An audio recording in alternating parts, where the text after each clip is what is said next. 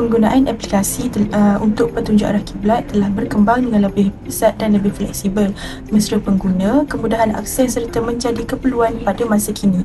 Objektif ini untuk menjadikan pengguna mengetahui petunjuk arah kiblat secara kendiri melalui telefon pintar dengan lebih mudah dan pantas selaras dengan zaman kini.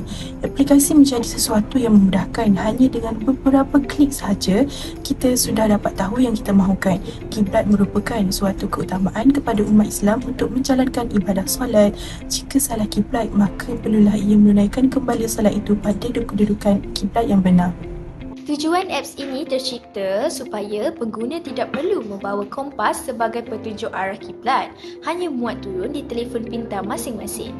Selain itu, pengguna dapat mengetahui arah kiblat dengan lebih tepat di mana sahaja mereka berada. Dan akhir sekali, apps ini juga dapat menjelaskan kepada pengguna tentang maksud kiblat, cara bagaimana untuk menentukan arah kiblat, dan dalam apps ini juga kami menyediakan dua cara untuk menentukan arah kiblat, iaitu kami menyediakan cara tradisional dan cara moden. Okey, seperti yang pengguna dapat lihat, page ini mengandungi tentang definisi kiblat yang dapat kita ketahui. Okey. Perkataan kiblat yang berasal daripada perkataan Arab iaitu kiblatun, ialah hala atau arah yang menghadap Kaabah di Mekah atau dikira sebagai arah yang dihadap oleh Muslim ketika menunaikan solat. Kiblat juga merupakan titik arah solat bagi orang Islam yang menghadap ke arah Kaabah di Mekah setelah diganti dari Baitul Maqdis pada 624 Masihi. Kiblat menunjukkan arah terpendek ke Kaabah. Ini disebabkan oleh bumi yang berbentuk sfera, jadi kedudukan Kaabah ditentukan melalui geometri. Terdapat dua kaedah untuk mencari arah kiblat, iaitu cara tradisional dan cara moden. Cara tradisional merupakan cara yang digunakan oleh mereka yang hidup sebelum adanya teknologi moden seperti zaman sekarang. Cara tradisional ialah dengan mengetahui bilakah fenomena istiwa al-azam, iaitu fenomena di mana matahari berada tepat di atas langit Kaabah. Selain itu, dengan kaedah melihat buruj di langit. Buruj yang digunakan untuk melihat arah kiblat ialah buruj pelantik. Cara moden pula mempunyai tiga kaedah, iaitu menggunakan kompas seperti gambar yang ditunjukkan di dalam slide ini. Selain itu, menggunakan kompas kiblat, ianya akan menuju ke arah kiblat dengan lebih tepat.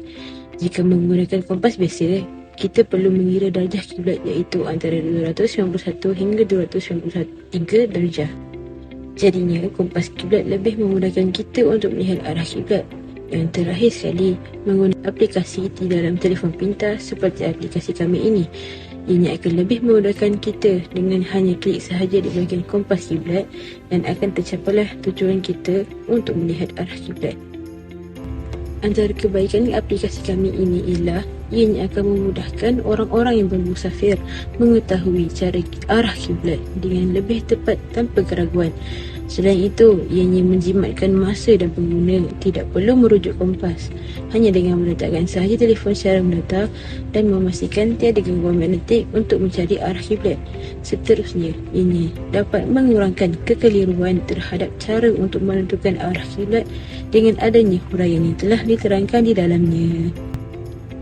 Dalam page ini kami menyediakan menarik, iaitu maksud azimut dan nilai azimut. Maksud azimut merupakan perkataan yang asalnya daripada bahasa Arab. As-samad bermaksud jalan. Sebahagian atau suku ialah pengukur sudut dalam sistem koordinat sfera. So, secara lazimnya azimut diukur dalam unit darjah. Okey, contoh nilai azimut juga berbeza mengikut tempat masing-masing. Oleh itu, mengikut purata azimut kiblat di Malaysia adalah di antara 291 darjah hingga 293 darjah bagi penggunaan kompas. Seterusnya, dalam page ini, kami menyediakan pengecualian solat menghadap kiblat iaitu solat sunat dalam kenderaan yang sedang bergerak.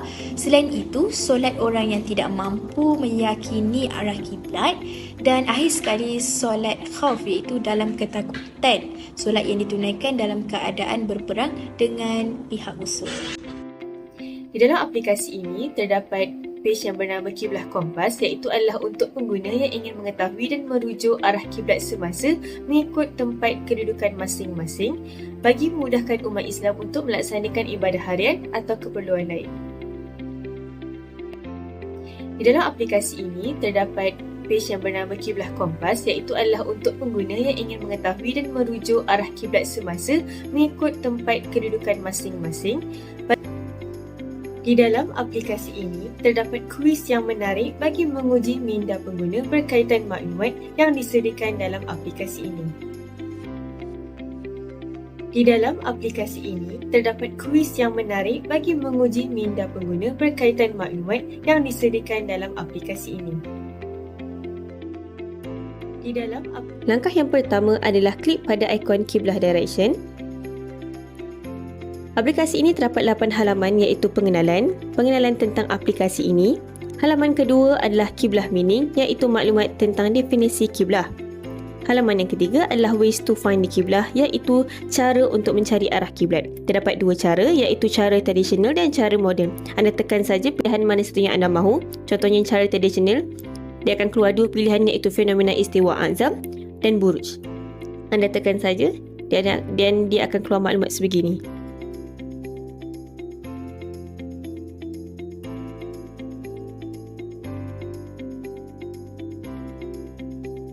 Halaman yang keempat adalah Interesting Info iaitu info menarik iaitu tentang maksud azimos, nilai azimos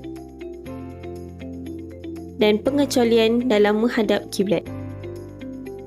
Halaman yang kelima adalah Kiblah Kompas iaitu halaman bagi umat Islam yang ingin merujuk atau mengetahui arah kiblat semasa mereka tidak kira waktu dan tempat. Seterusnya adalah halaman bagi Guess and Fun iaitu untuk pengguna yang ingin menjawab kuis tentang maklumat yang kami sediakan dalam aplikasi ini.